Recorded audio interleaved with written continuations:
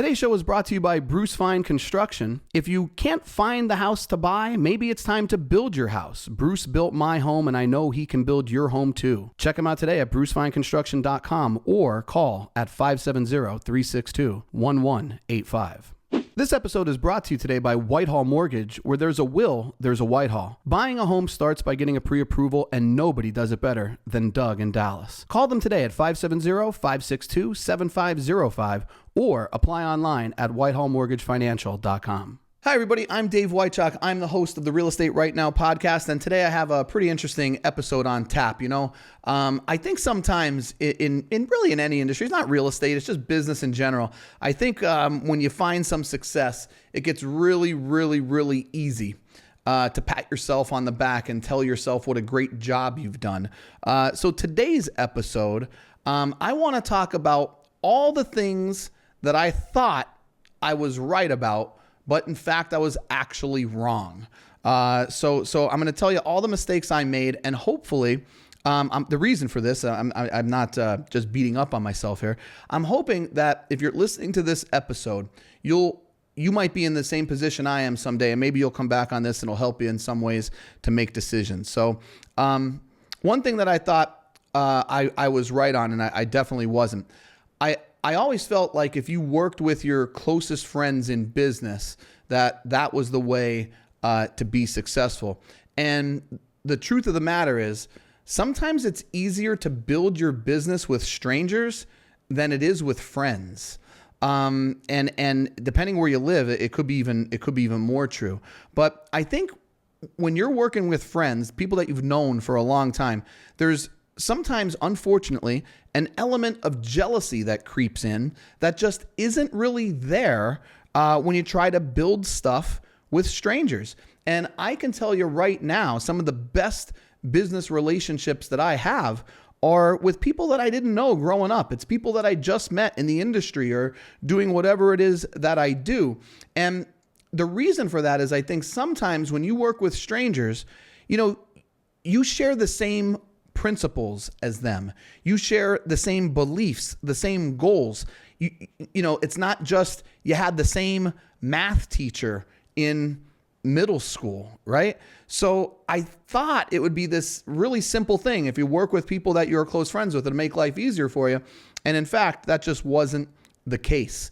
Another thing that I was wrong about, when I opened up my brokerage, I don't even know how many it was. I think it was roughly like the first 26 or 27 people that I hired to become realtors at Wychak Real Estate never sold a house before.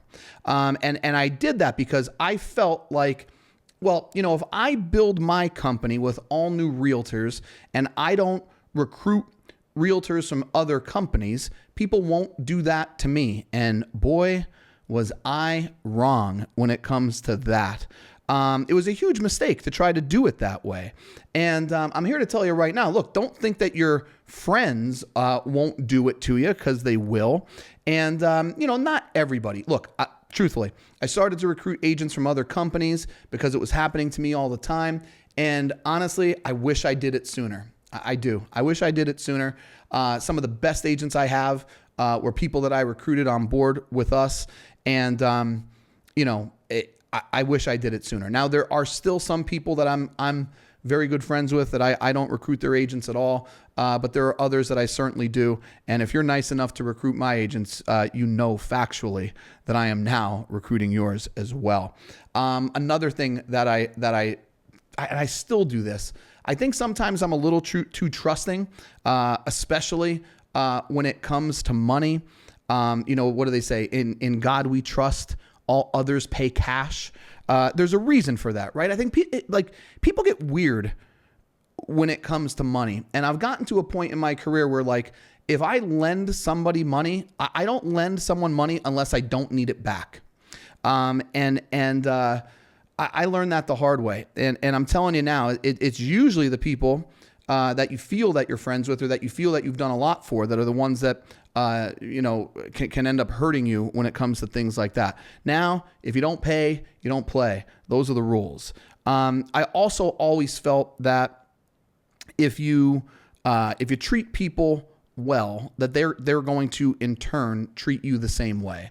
And unfortunately in business, that's just not the case. I'm here to tell you right now, and I don't know who it is, but if you're in business, there's probably someone in your circle, I don't know how close or how far out, but there's probably someone in your circle that is in your circle because of what you can do for them. And the minute that they think that you can no longer do that for them, there's a pretty good chance they're going to leave your circle. Now, that sounds like a really pessimistic way to look at it. I know that. And if anything, I'm an eternal optimist. But, just be careful of who you let in really close to what you're doing. Unfortunately, sometimes the people that you let in the closest are the ones that can hurt you the most. And I think that's something that you just have to be comfortable with, or you have to understand. And here's the other thing too, and I say this all the time.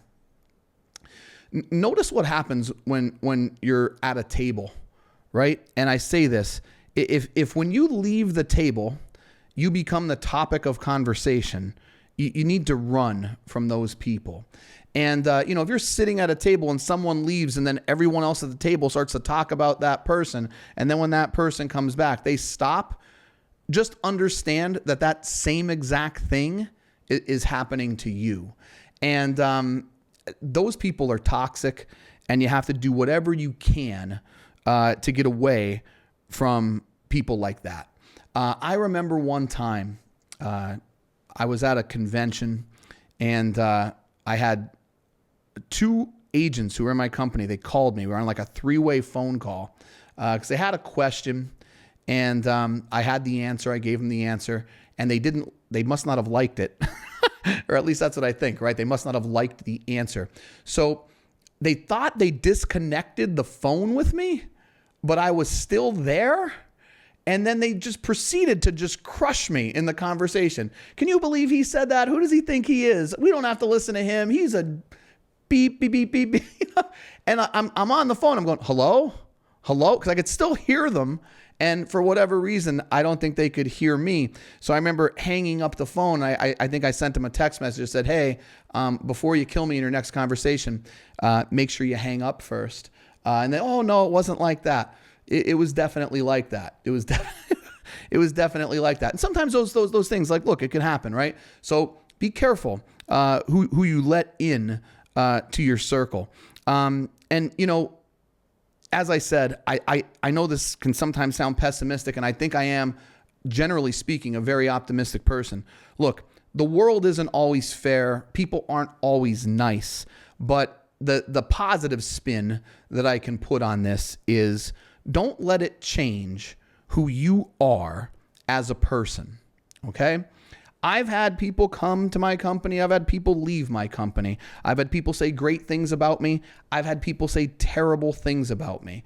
And generally speaking, I still think I'm pretty much the same guy. I mean, I believe in what I believe. I try to treat people the best that I can, and I want people to be happy. I want people to be successful. And what I have found is that if that's really who you are genuinely as a person, if you truly care about other people, sometimes the bad eggs in your business, they actually take care of themselves. And sometimes there is some element to addition by subtraction. And I can't tell you how many people we've attracted because they said, I never wanted to work with this person, or I never wanted to be in this situation, so I didn't do this or I didn't do that. And what I have found through the years is that by being the type of person I am, by helping people as best I can, by treating people with respect, now, almost 10 years later, I feel like my business is just starting to hit its stride.